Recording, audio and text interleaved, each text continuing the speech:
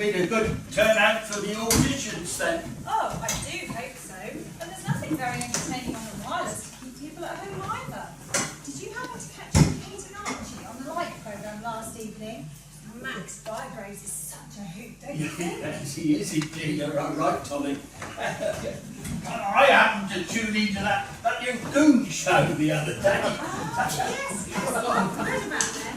Harry Seacombe and Spike somebody or other, wasn't it? Yeah, it's Spike Milligan, that's a fella.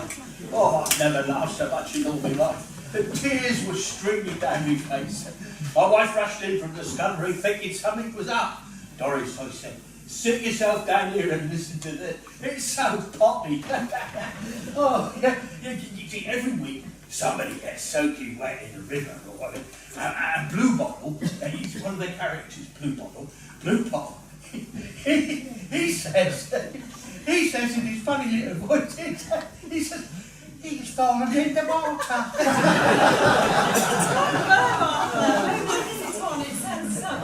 Oh, it is. Mind you, that show's given me some ideas about this here show that they're putting on. Goodness knows we could do with something different to the usual entertainment they go in for. Well, good for you, Arthur. We could do with some fresh ideas to buck us all up. Well, do you think I should go to the panel this evening, Mrs. Dale, and present my ideas to them? Oh, it would be so wonderful to have something new and exciting, something colourful and lively, attract the youngsters and draw in some new talent. Yes, Arthur, you're quite right. And colourful and lively sounds just the ticket. After all we've been through with the war and the rationing, I think you should go for it, Arthur, I really do. Oh, I will. Thank you, Mrs. Dale. Oh, Arthur, you've nothing to thank me for. It's all your own idea. Good luck. Oh, there you are, Daphne. I'd like to meet Captain Reginald Hill. He and his wife Brenda have just moved into the village and are very keen to join in with our little community. Reginald, this is my right-hand man, my wife Daphne. How do you do, Reginald? Welcome to the village. Do call me Reggie. Delighted to meet you, Daphne. Charming. Yes, you moved in Crispin's, haven't you? I noticed the sold sign on my way to the school on Tuesday. It's such a lovely old house. Is your wife joining us this evening?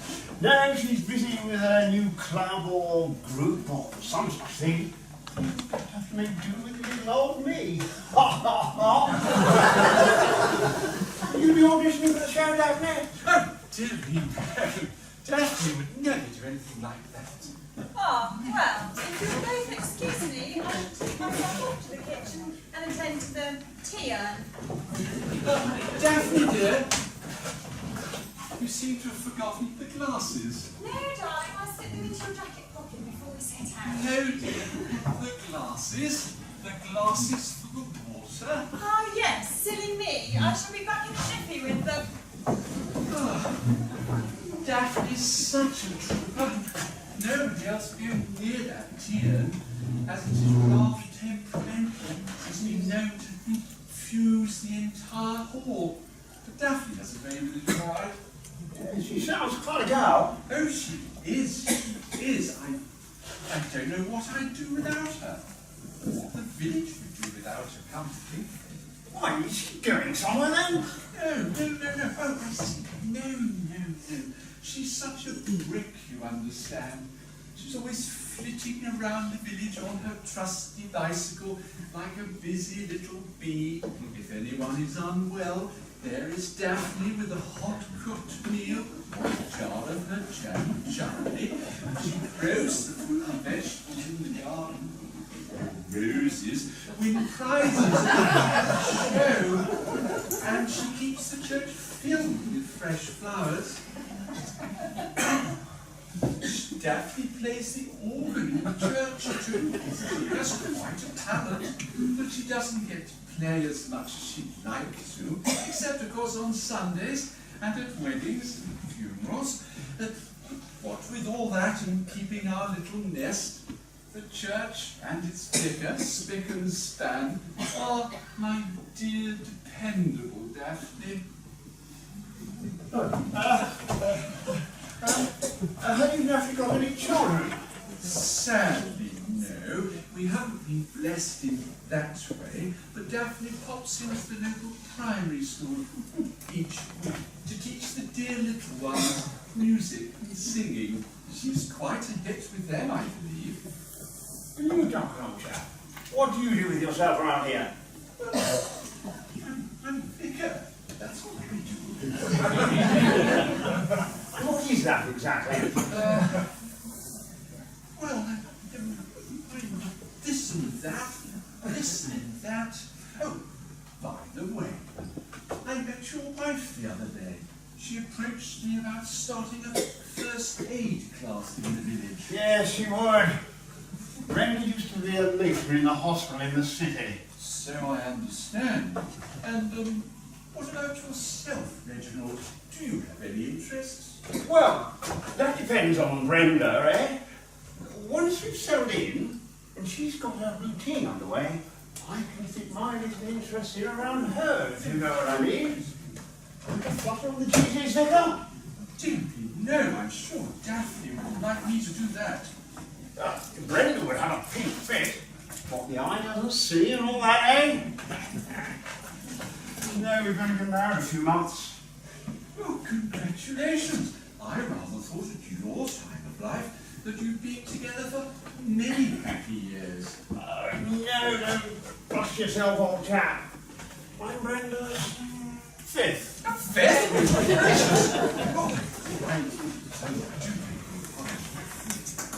Certainly right, really. Put my guard down. Popped into a pub in unknown territory for a pint and a packet of players, and had myself tangled up in one of those bloody singles evenings. And then Bob's your uncle. Here we are, hitched up and pitched up in INSTOW. Still, can't complain. Granted, she's not the easiest filly to handle, but it turns out she's got a bob or two. No, I never decide my drinks buttered. Just got to keep her sweet, if you know what I mean. Well, no, I don't think I do, really. Hey, I say, is that the time already? When's this meeting supposed to start? Where is everyone? You can't rely on that clock, I'm afraid. The hall was used by the army during the war. Bert Snow shot the clock during life practice. Oh my goodness, it's 15:15, and we were supposed to start at 7. I wonder what can be keeping Bunty and Sylvia. Bunty usually gives Sylvia a lift as she passes Glebe Cottage on the way. Oh dear, this doesn't bode well, for Sylvia will not be pleased if Bunty has kept her waiting, and Sylvia is the president of our Women's Institute, and therefore does rather a forceful way. I think I hear them coming now.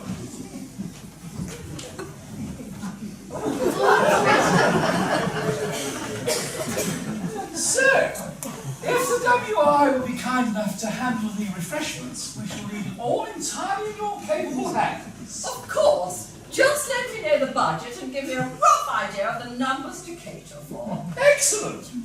We shall discuss it during the tea break, and then I shall tell you what I want you to do. You said you'd leave it up to me. I mean, I only agreed on the understanding. Good Duncan. Bunty, Sylvia, this is Captain Reginald Hill, a new recruit to our audition panel. So good of you to come along, Captain Hill, but I was not aware that we were seeking another member for our panel. Do call me Reggie, please. My wife thought I'd come along and make myself useful. That'll be down to me, I'm afraid, Reggie. I ran into Brenda at the post office and asked her if she'd care to join us. Did you indeed? Well, it's always advantageous to have another point of view. Don't you agree, Bunty? Anyway, Brenda was busy this evening, so she said she'd send Reggie in her stead. And here I am, ladies, willing and able. Good show, Reggie. Glad to have you along.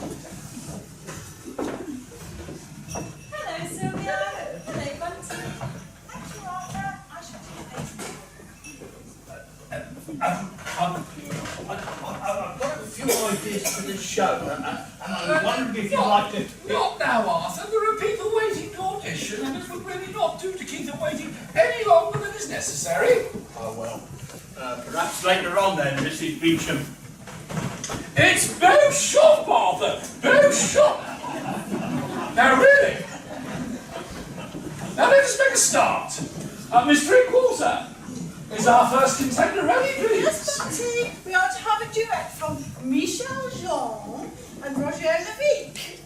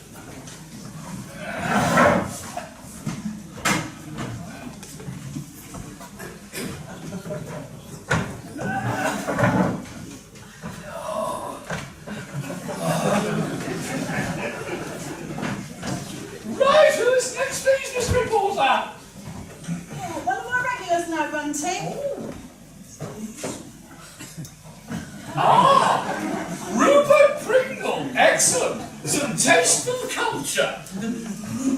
Reading like a local amateur dramatic society. Good evening, Rupert. What are you giving us to enjoy this evening? The balcony scene from Romeo and Juliet. Delightful. And shall we be seeing Mrs. Pringle's Juliet? No, man.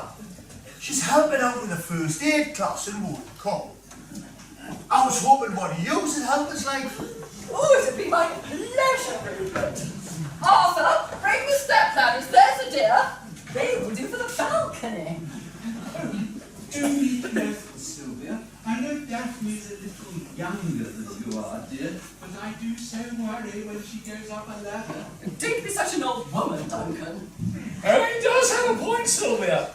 You're not getting any younger, dear. And you did take quite a nasty tumble from Nimble Dick at the point to point. Do what? Arthur, thank you. Could you put them here, please? Lovely. Are they okay here, Rupert? That'll do nicely. Up you go, pet, and mind your nylons. Would you like me to stay and hold the ladder for you, Mrs. Green? That's awfully kind of you. Thank you, Arthur. Thank you. Oh, you spoil the aura and the ambience of the scene standing between us, like. I'd say, I've got an idea. Over Arthur, and Mrs. Green, we can imagine he's a bush.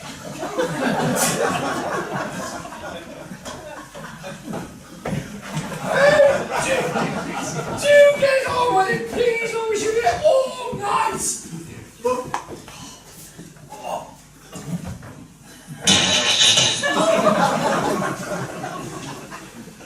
soft. What light through yonder window breaks? It is the east, and Juliet is the sun. Arise, fair sun, and kill the envious moon, who's already sick and pale with grief, that thou, her maid, art far more fair than she. Be not her maid, for she is envious. Her vestal livery is but sick and green, and none but fools do wear it. Cast it off. It is my maid. Oh, it is my love. Oh, that she knew she were.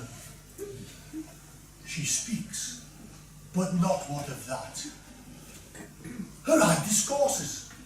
I will answer it. I am too bold. 'Tis not to me she speaks. Two of the fairest stars in heaven, having some business, do entreat her eyes to twinkle in their spheres till they return. What if her eyes were there? They in her head. The brightness of her eyes in heaven would shame those stars, as daylight doth a lamp.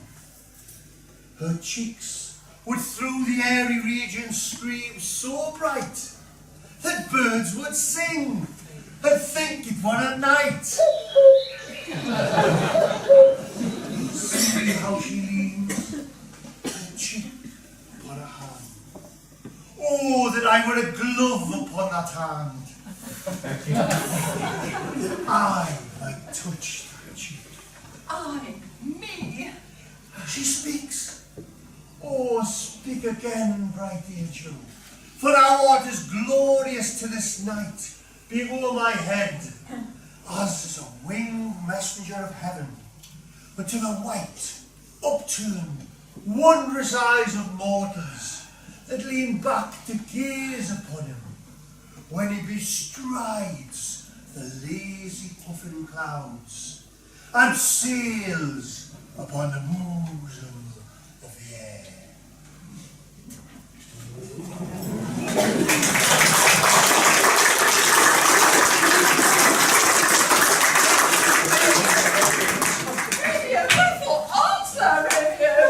I'm not just putting a bob in the meter.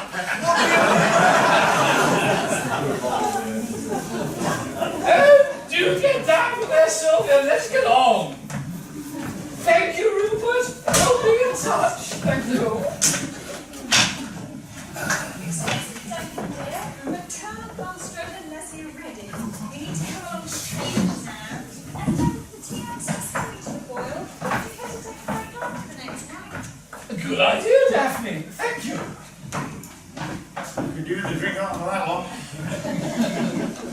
Yes, they certainly are an entertaining bunch. But you wait until you hear my little Reggie. It always goes down so well. Oh, I really can't wait. If you insist. I expect we just have time to squeeze it in before the vicar's young.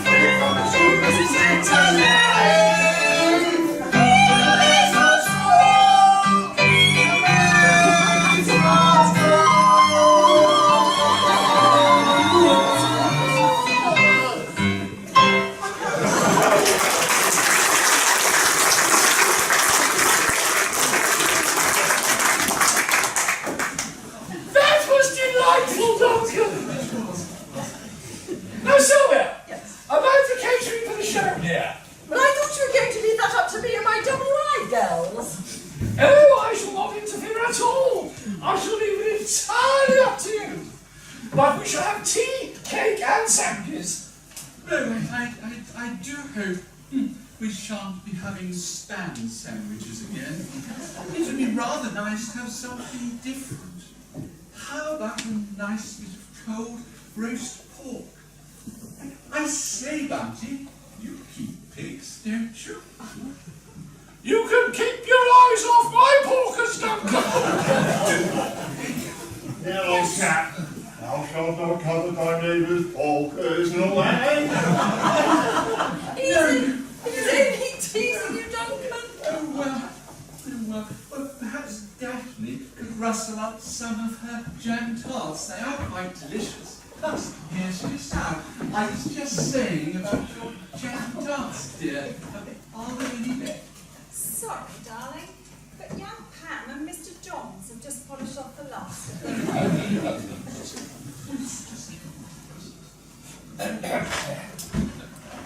If you wish to audition, Arthur, you may do so with the others after the tea break. Oh, no. I don't want to audition. I've got some ideas for the show. I see. And what is wrong with the way we usually do things? Well, that's just the point, isn't it? Every year the show's exactly the same. It's so boring and dull. What? No, I've written down a few ideas here.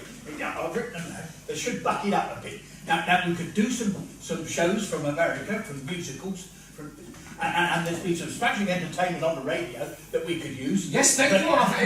If you like to leave them at the notes on the table, I shall look at the presently. Now, don't let me keep you. Thank you. I say, Bunty, you're a bit starchy to Arthur. Let's see what he's come up with. It's no good, Mrs. Dale. Mrs. Beecham don't want to know. She wants everything her own way. But you mustn't give up now, Arthur. I have an idea. Look, I found these earlier in the prop box. Come along and let me show you what else I've turned up. Oh, right.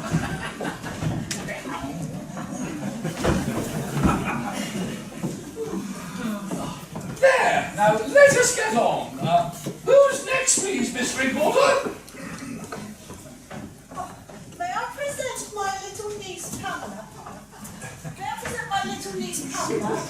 She's staying with me while my sister in Oxfordshire has her revenge day. Now don't be shy, Pamela.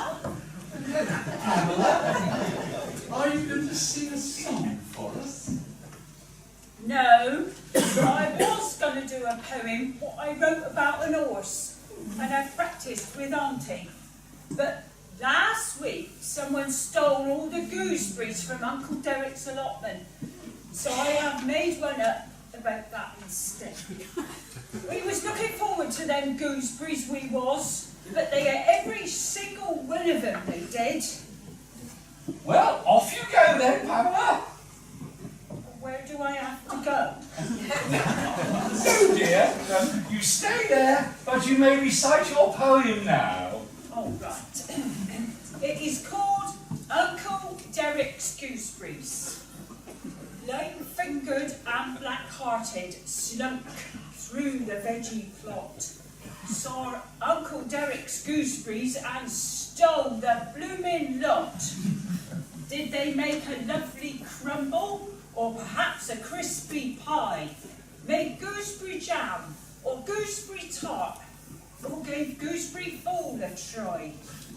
If just desserts are served to them, the greedy thieving gits are doubled up with indigestion and martyrs to their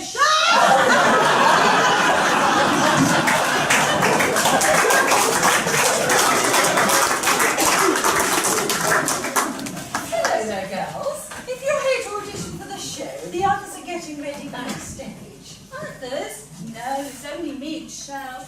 Isn't there, Shell? Yeah, just us. We were told to come to the hall and wait. What's this show you mentioned? Oh, we're holding auditions for a show in the village to celebrate INSTOW's talent. Ooh, that sounds fun. Can we be in it then? Well, of course you may. We'd be delighted. You will have to audition first. Oh, we don't mind. Do we, Shell? Me and Shell. turn our hands to most things, can't we, Cheryl? Certainly they are. We love dancing, and Cheryl knows all the latest songs. She's very good. Aren't you, Cheryl? Oh, that sort of thing would not be suitable at all. So, goodness, what could be a sport, Bunty? Give the girls a chance. Well, we'll have to think about it. Joyce and I are here to learn first aid. We were told to come here tonight and wait for the lady in charge of the first aid class. Oh, you are quite mistaken, for there are no first aid classes running in this village, and we have the use of the hall for the whole evening. There's no mistake, because we're here to learn artificial restoration. Oh, Michelle, no, Joyce, it's not that. It's the kiss of life we're doing tonight. Say, a jolly public spirited of you girls.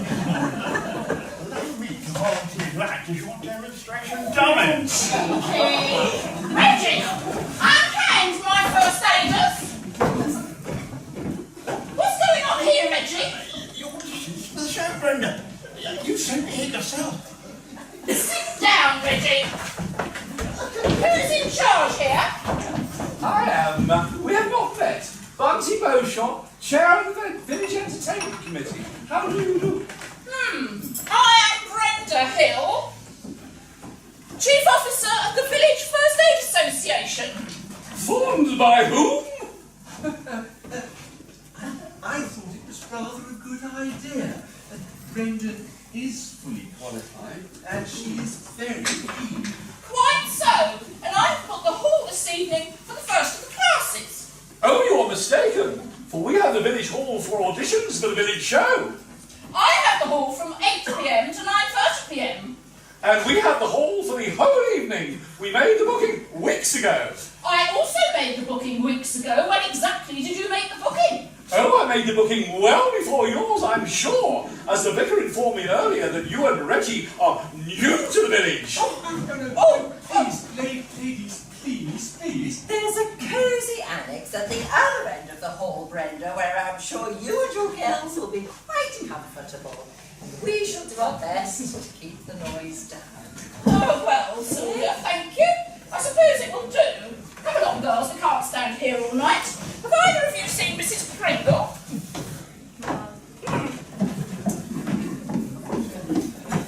Now, let us proceed.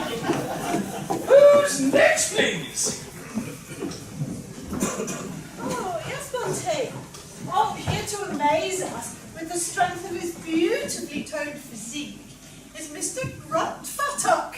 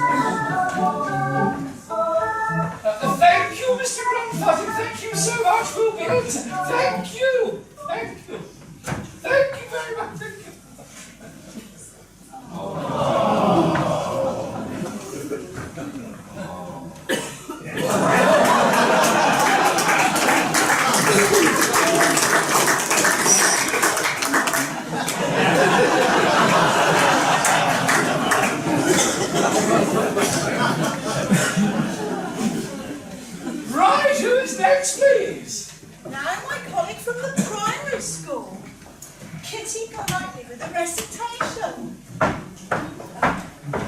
Hello. Oh, a new face. Mr. Reese. Last summer, Miss Drinkwater and I went on an outing to Longleat House in Wiltshire, where the guided tour and the paintings set me thinking and inspired me to write this poem. Aristocratic art. The stately homes of England, for a fair and modest fee, lay out their family treasures for us humble folk to see. Ushered through impressive portals, feet echoing huge halls, eyes look up to family portraits hanging on the walls. We are greeted by the 5th Duke's mama, looking down a Roman nose, painted by Sir Joshua Reynolds in an elegant, queenly pose. The Gainsborough finds the rustic Viscount beneath his favourite tree. His homely wife, 4 sturdy sons, all look the same to me. In the Lily, the wicked Duke, a hunk in silk and pearls, a loyal friend to Charles the King, but a devil for the girls. In the Sergeant, Lady Clara looks a proper grump, but it must be hard to find a smile with those warts and a hump. Over there, the family twins, a double dose of simper, victims of the crinoline and an overzealous crimper. Last, the Tudor founding father. His codpiece draws our eyes. I wonder, was Holbein slipped an extra shilling to paint the thing that size? Thank you.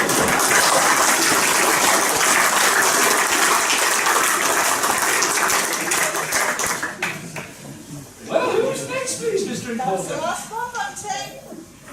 Oh, well then, there is just time to run through my aria. Now, Mr. Reese, if you please.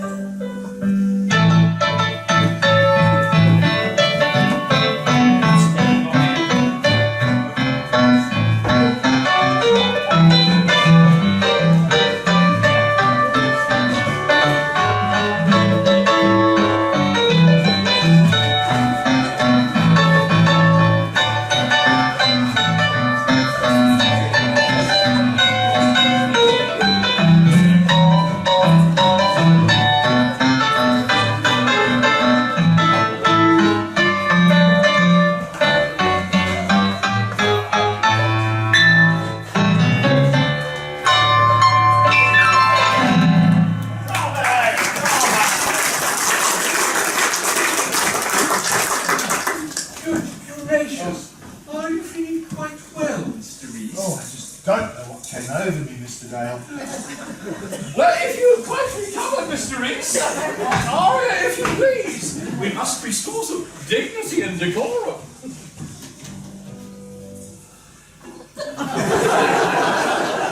Now what?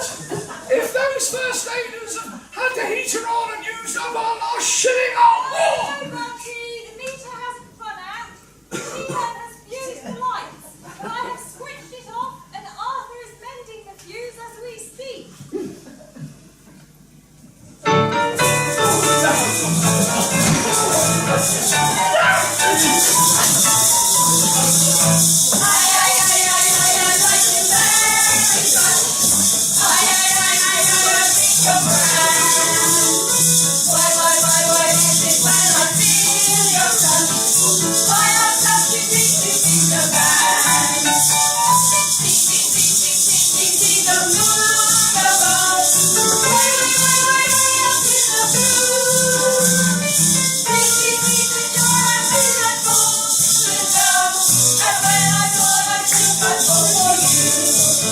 Ay, ay, ay, ay.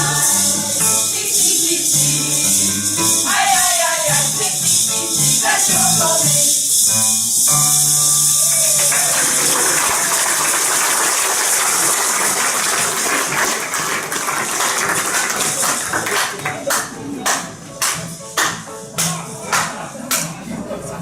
were swell. Real swell. And just who are you, may I ask? Well, Louis Schumberger III at your service. I'm here on a nostalgic vacation in INSTOW, where I trained for the Normandy beach landings. I happened to be passing just now, and I heard this tremendous fella here on the piano. You are red hot, man. Real smoky. And then I caught sight of this lovely lady. What a star. What a star. Oh, Daphne. Now look here, Mr. Max Schubert. Zip it, sister. Oh! Back home in the States, I direct movies in Hollywood. So, if you want a show, I'll give you a show. Please, Mr. McSpoon, can Michelle be in your show? Of course you can, honey. The more the merrier. And call me Big Mac, everyone. Big Mac, everyone.